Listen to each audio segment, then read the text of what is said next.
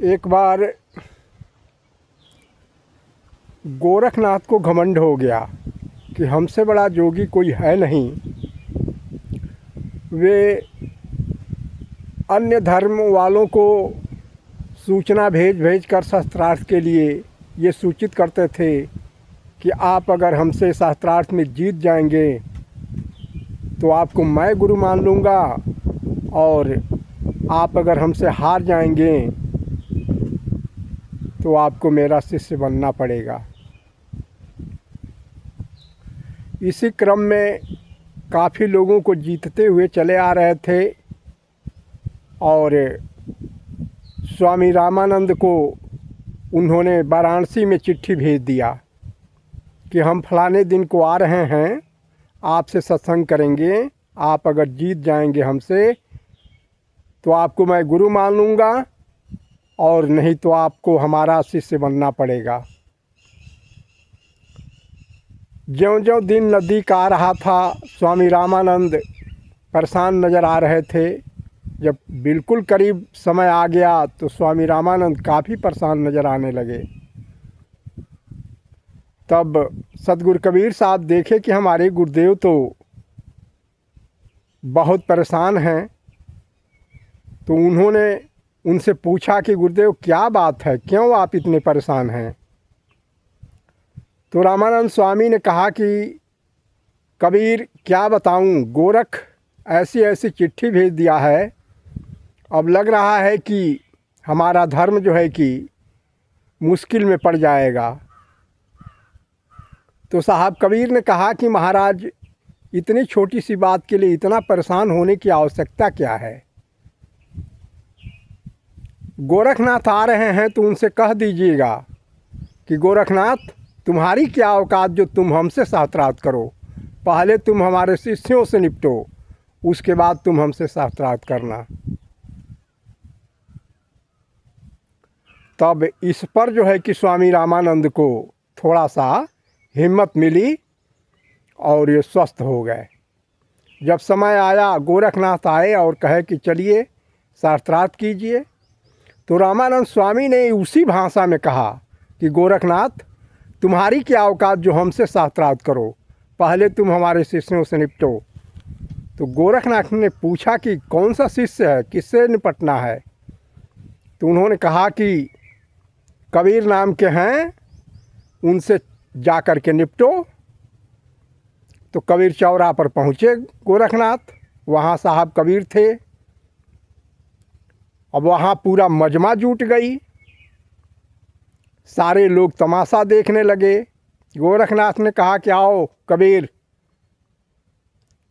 और पूरे मजमे के अंदर त्रिशूल गाड़ करके और उसके ऊपर बैठ गए त्रिशूल पे, और कहे कि कबीर तुम हमारे बराबरी में आओ तब न शास्त्रार्थ करोगे।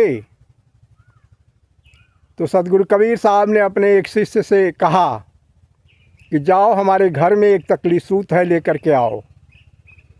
वो शिष्य गया और घर से एक तकली सूत लेकर के आया। उस तकली से उस सूत को निकाल लिए और अंदर वाले छोर को पकड़ करके और बाकी को आसमान में फेंक दिए। वो जितना बड़ा सूत था वो एकदम नीचे से ऊपर तक टाइट हो गया, और सतगुरु कबीर साहब उस ऊपर वाले छोर पे जा कर के बैठ गए और कहे कि गोरखनाथ तुम तो ज़मीन पे हो, आओ अधर में तब न शास्त्रार्थ करोगे। गोरखनाथ वहाँ नतमस्तक हो गए और कहे कि मान गए महाराज हम आपको। उसके बाद दोनों लोग मिल कर के गए रामानंद की कुटिया पर, वहाँ से गंगा स्नान के लिए गए। गंगा स्नान करने के लिए जो है कि ये लोग कहे कि चलो हम लोग छुअंता खेलेंगे। अब छुअंता में ऐसे करके जो है कि उसमें मारा जाता है कि कौन पड़ेगा कौन छुएगा। तो उसमें साहब कबीर जब मारे चुभक दे किया और गोरखनाथ मारे तो चबाक दे किया। तो साहब कबीर जो है कि पड़ गए, गोरखनाथ भागे और ये जा कर के मेढक बन कर के नदी किनारे बैठ गए। साहब कबीर जब देखे कि ये तो मेढक बन कर के बैठे हैं तो ये सर्प बन कर के जा कर के पकड़ लिए। गोरखनाथ फिर भी हार मान गए।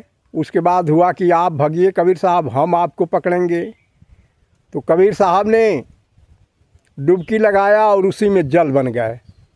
गोरखनाथ जो है कि ढूंढते ढूंढते थक गए, लेकिन अब जल बनने की कहाँ उनकी कैपेसिटी थी कि वो जल बन जाएं। 12 बज गया। उधर स्वामी रामानंद अपने एक शिष्य को भेजे कि जाओ देखो ये दोनों स्नान ही करते रहेंगे या भोजन भी करेंगे। तो शिष्य आया, देखा तो गोरखनाथ अकेले हैं। उसने कहा कि अरे भाई चलिए, आप लोग भोजन नहीं करेंगे क्या? तो गोरखनाथ ने कहा कि कबीर का तो पता ही नहीं लग रहा है, पता न कहाँ चला गया। तो वो शिष्य बोले कि चलिए गुरुदेव बुला रहे हैं, वहीं आपको मिलेंगे कबीर साहब। तो ये निकल कर के गए और जब वहाँ पहुँचे तो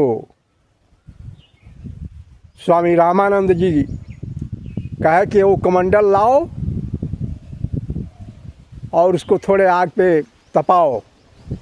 जब उसको आग पे तपाया गया तो उसी कमंडल से जो है कि कबीर साहब निकलते हैं। गोरखनाथ की तो औकात ही खराब हो गई। मेरे प्रेमी सज्जनों, यही दोनों लोगों की कहानी है। अब आप लोग विचार कीजिए कि कौन किस योग्य है, कैसा है, और कमेंट करके बताइए। साहे बंदगी, साहे बंदगी, साहे बंदगी।